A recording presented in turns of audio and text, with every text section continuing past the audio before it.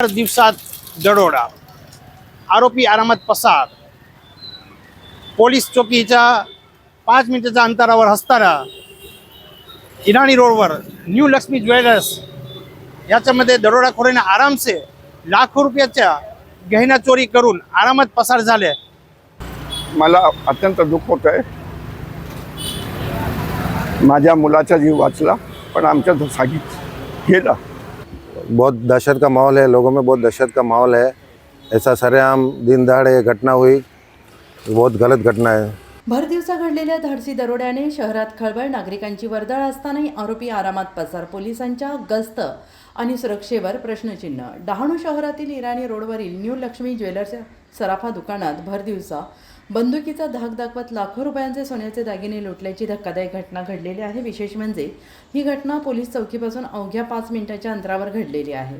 परिसरात मोठ्या प्रमाणात नागरिकांची वर्दळ असतानाही आरोपी आरामात पसार झाल्याने शहरातील सुरक्षा व्यवस्थेवर गंभीर प्रश्नचिन्ह निर्माण झाले आहेत. मिळालेल्या माहितीनुसार आरोपी दुकानात ग्राहकाच्या वेशात आले. त्यांनी बंदुकीचा धाक दाखवत कर्मचाऱ्यांना धमकावले. काही क्षणातच लाखो रुपयांचे सोन्याचे दागिने लुटून घटनास्थळावरून पळ काढला आणि संपूर्ण घटना काही मिनिटात घडली. आणि या घटनेची माहिती मिळताच पोलिसांनी घटनास्थळी धाव घेत पंचनामा सुरू केला आहे. परिसरातील CCTV फुटेज ताब्यात घेऊन आरोपींचा शोध सुरू करण्यात आलेला आहे. या धाडसी दरोड्यानंतर व्यापारी वर्ग आणि नागरिकांमध्ये भीतीचं वातावरण निर्माण झालं आहे. बाजारपेठेत अधिक कडक पोलीस बंदोबस्ताची मागणी जोर धरू लागलेली आहे. भरदिवसा गजबजलेल्या बाजारपेठेत आणि पोलीस चौकीच्या एवढ्याजवळ अशी घटना घडणे ही अत्यंत चिंताजनक बाब असल्याची प्रतिक्रिया नागरिकांकडून व्यक्त होते आहे. आरोपींना तातडीनं अटक करून अशा घटनांना आळा घालावा अशी मागणी व्यापाऱ्यांनी केली आहे. दिवसात दरोडा, आरोपी आरामात पसार. पोलीस चौकीच्या 5 मिनिटाच्या अंतरावर असताना इराणी रोडवर न्यू लक्ष्मी ज्वेलर्स याच्यामध्ये दरोडाखोरांनी आरामसे लाखो रुपयाच्या गहना चोरी करून आरामात पसार झाले. ह्या रोडवर पब्लिकचे वादळ असताना, आवजाव करत असताना तरी पण ह्या दरोडाखोर आरामसे पसार झाले.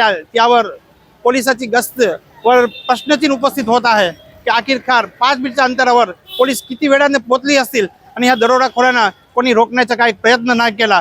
बंदूकची आणीवर हे सोने लुटल्याचे बोलले जात आहे. आजच्या भागात तुम्ही बघू शकतात की आरोपी अंदर घुसून त्यांनी फायरिंग पण केला. ते फायरिंग सुदैवाने कोणाला इजा नाही झाली आणि ते काचमध्ये तुम्ही निशाण पाहू शकतात. ते तिकडे त्यांनी फायरिंग पण केलेली आहे.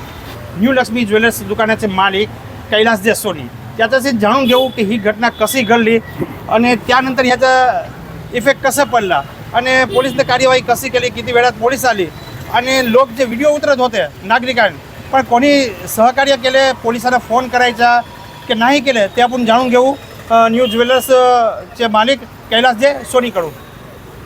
लगभग 4:30 वाजता हे लोक आलेले 3 जण. मागच्या साईडला तिकडे गाडी होती त्यांची स्प्लेंडर आणि नकाबकाब घालून फक्त त्यांची डोळे दिसत होते, बाकी कॅप वगैरे घालून. आणि एक गोणी होती त्यांच्याकडे, त्याच्यात 3 बंदूक होती आणि एक छुरा होता एवढा मोठा. तर ते घेऊन आले. इकडे आल्यानंतर गोणीमधून त्यांनी छुरा आणि ते बंदूक काढली. आमचे स्टाफ होते, बोलो मत असा बोलले. आमचे स्टाफ आतमध्ये शिरून गेले. माझा मुलगा होता आतमध्ये, तो थोडा बाहेर आला तर त्यांनी फायरिंग केली तर ते काचेवर लागला, काच फुटला माझा. पण व्हिडिओ बनवताना लोकांनी चिकार फोन पण केले सर, पण पोलिसांनी एक डब्बा ठेवलेला आहे तिकडे, तो डब्बा उचलतच नाही आहे. जाम फोन केला लोकांनी पण तो डब्बा त्या लोकांनी उचललाच नाही. त्याच्यानंतर 112 नंबरला फोन केला तर 10 मिनिटांनी पोलीस आले. 2 पोलीस आले बाईक घेऊन, त्यांच्याकडे काय नाही. थोडी वेळ आले, त्याच्यानंतर दुसरे आले केले. म्हणजे त्यांच्या संतोषजनक आम्हाला वाटला नाही आहे. आणि ते इकडनं गेले, कंकराडी साईडला गेले, तिकडे गेले. तिकडच्या पण व्हिडिओ फार जोरात निघालेले. पण मला अत्यंत दुःख होत आहे. माझ्या मुलाचा जीव वाचला पण आमच्या जागीच गेला. वांदा नाही, अजून कमवू, पण माझ्या मुलाचा जीव वाचला एवढी मला. तकरीबन किती लाखाचे सोनं असणार? करीब 2 करोड. 2 करोडचा सोनं लुटले गेलेले आहे. तर या व्यापारीचे कडून ऐकून घेतले आणि खरेखर जीव वाचला मुलाला ते महत्त्वाचं आहे, ते सांगतात ते बरोबर आहे. आणि माझे स्टाफ आहे मुली लोक त्यांचे पण काय नाही तर त्यांच्या पण आम्हाला हे भोगावं लागलं असतं. हां, स्टाफला पण काही झाले नाही. सुखदेवाने ते सांगतात त्याप्रमाणे ते भगवानची कृपाने मुलीला पण वाचलेले आहे आणि त्याचा स्वतःचा मुला पण वाचलेले आहे. लक्ष्मी ज्वेलर्स येथे काल दरोडाखोरने दरोडा करून ह्या रस्त्यावरून बाईक ठेवली होती आणि ह्या रस्त्यावरून ते पडून गेले असे नागरिकाचे म्हणणे आहे. आरोपीने बाईक इकडे ठेवली होती. तिथून लोकांचं असं म्हणणं आहे की ह्या रस्त्यातून असे बाईक घेऊन प्रसार झालेले आहे आणि इथून कंत्राटी पडून गेलेले असं नागरिकाचं म्हणणं आहे. आता मी तपास करताना सर्वांनी हेच सांगितलं आहे की समोर लक्ष्मी ज्वेलर्स इकडे बाईक ठेवून लक्ष्मी ज्वेलर्समध्ये चोरी करायला गेले.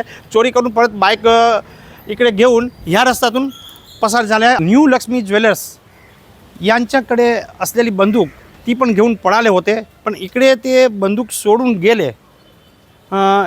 इथून पळत असताना एक दोन मुली या मुलगांना पण ॲक्सिडेंट केल्याचे इकडच्या स्थानिक नागरिकाकडून बोलले जात आहे. आपल्यासोबत आहे इकडचे स्थानिक नागरिक, त्याच्याशी जाणून घेऊ की काल जे चोर इथून पळाले दरोडाखोर तर त्यांनी काय पाहिले. तो लक्ष्मी ज्वेलर्स में से लूट के वो लोग भागे, इधर से पैदल ही भागे थे वो, और उनके साथ में गन था, गन फैला के हुए आ रहे थे वो. पब्लिक ने पीछा भी किया, पत्थर भी मारने को दौड़े, लेकिन वो हवाई फायर किया ना, उसकी वजह से कुछ कर नहीं पाए पब्लिक, और ऐसे ही भाग गए. बाइक लेके भाग गए, गिरते गिरते आगे निकल गए वो, और हम लोग पहुँचे तब तक तो एकदम फरार हो गए थे वो.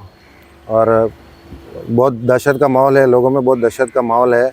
ऐसा सरेआम दिन दहाड़े घटना हुई, बहुत गलत घटना है.